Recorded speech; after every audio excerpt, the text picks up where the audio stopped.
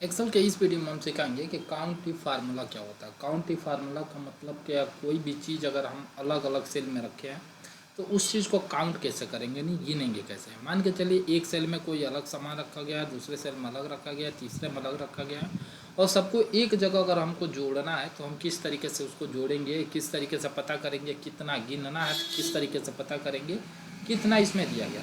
एक कॉमन चीज़ इसमें ये चीज़ मिल जाता है कि मान के चलिए अगर एक सेल में दिया गया रहता तो हम केवल काउंट के माध्यम से हम पता कर लेते हैं भाई इतना है, वो तो पता हो जाएगा। लेकिन इसमें अलग अलग दिया गया, अलग अलग सेल में दिया गया तो उसको काउंट करना है, और अलग अलग एक ही प्रोडक्ट दिया गया उसके बारे में काउंट करना है। तो किस तरीके से होगा इसके बारे में पता करना चाहें तो पता हम कर सकते हैं। तो चलिए देखते हैं। मान के चलिए हमारे सामने एप्पल दिया गया और एप्पल अलग अलग सेलों में अलग अलग मान दिया गया। एप्पल दिया गया, अलग अलग सेलों में अलग अलग मान दिया गया है। तो इसको हम टोटल यानी कितना है इसको हम जोड़ना चाहते हैं, काउंट करना चाहते हैं, तो हम इसको आसानी से हम क्या कर सकते हैं, काउंट हम कर सकते हैं। लेकिन हमें यहाँ पे टोटल ए और टोटल पी हमारे सामने मिल रहा है कि टोटल ए और टोटल पी कितना है, यहाँ पर हमको काउंट करना है। तो आसानी से हम यहाँ से क्या कर सकते हैं, काउंट हम कर सकते हैं। चलिए हम दिखाते हैं इसमें। मान के चलिए कि ए हमारे सामने है मोहन, और मोहन कितने दिन प्रेजेंट है इसके बारे में हमको काउंट करना है। और ये अलग अलग यानी इम्प्लाई को हमें ए और पी निकालना है, काउंट करके निकालना है। मोहन का इसमें कितना दिन ए है वो काउंट करना है, और मोहन का टोटल इसमें पी कितना दिन है ए हमको यहाँ पे क्या करना है, काउंट करना है। तो सबसे पहले ए और पी हम काउंट कर लेते हैं। यहाँ से लिखेंगे बराबर COUNT काउंट, इफ लिखेंगे ब्रैकेट ओपन। रेंज का मतलब यानी डेटा कहाँ से लेके कहाँ तक आप सेलेक्ट करना चाहते हैं इसके बारे में होता है। तो रेंज हमारे सामने यहाँ से लेके यहाँ तक हो जाएगा। कामा लगाएंगे, इन्वर्टेड कामा के अंदर हम लिखेंगे ए इन्वर्टेड कामा क्लोज, ब्रैकेट कर देंगे क्लोज, और यहाँ से कर दिया इंटर। यानी टोटल में ए हमारा यहाँ से काउंट किया, और यहाँ से ड्रैग कर देंगे तो जहाँ पे 2 काउंट करना है 2 काउंट करेगा, जहाँ पे 1 काउंट करना है 1 काउंट करेगा, जहाँ पे नहीं है वहाँ पे 0 काउंट किया। अच्छा, टोटल अगर हमें पी काउंट करना है कैसे हम काउंट कर लेते हैं, तो बराबर COUNT काउंट इफ लगाते हैं। रेंज का मतलब कहाँ से लेके कहाँ तक सेलेक्ट करना है, कामा लगाना है, इन्वर्टेड कामा में पी लिखना है, inverted comma close, bracket close करके और एंटर हम कर दिए। जितना हमारे सामने पी है यहाँ पे काउंट किया उतना हमारे सामने पी काउंट करके निकाल दिया।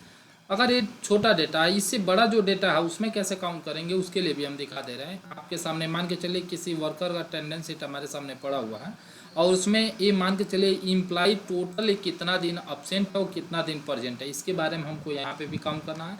और उसका सैलरी स्लिप भी बनाना है कि अगर एक दिन प्रेजेंटी है तो उसका कितना देने वाले हैं वो हम पहले टाइप कर लेते हैं।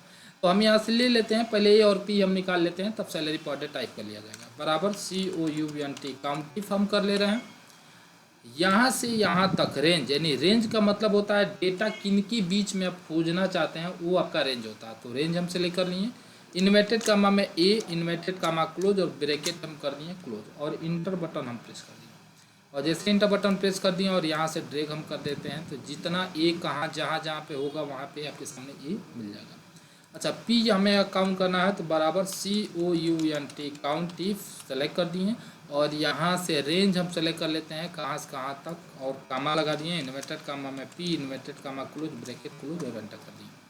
और यहाँ से हम क्या कर दिए, एंटर कर दिए, जिसका जितना था उतना काउंट कर लिया। अब हम यहाँ पे दे देते हैं सैलरी पर डे। मान के चलिए किसी को 500 सैलरी, किसी को 450 दे रहे हैं, 500 दे रहे हैं, 650 दे रहे हैं, 450 दे रहे हैं, यानी अलग अलग सबकी हम सैलरी यहाँ पे हम डिफाइन कर लेते हैं किसको कितना हम सैलरी दे रहे हैं। और एक दिन की अगर सैलरी उनकी उतनी है तो हम 30 जितना दिन प्रेजेंट है उनकी उतनी सैलरी कितने कैसे हम काउंट करेंगे।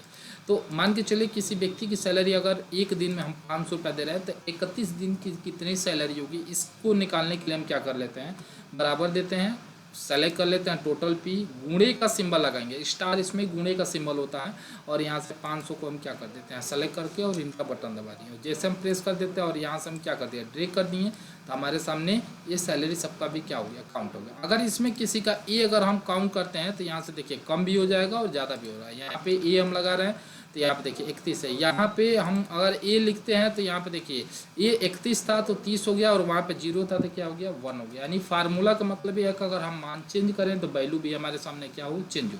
तो काउंट फार्मूला का प्रयोग आप लोग आसानी से करना चाहे तो कर सकते हैं।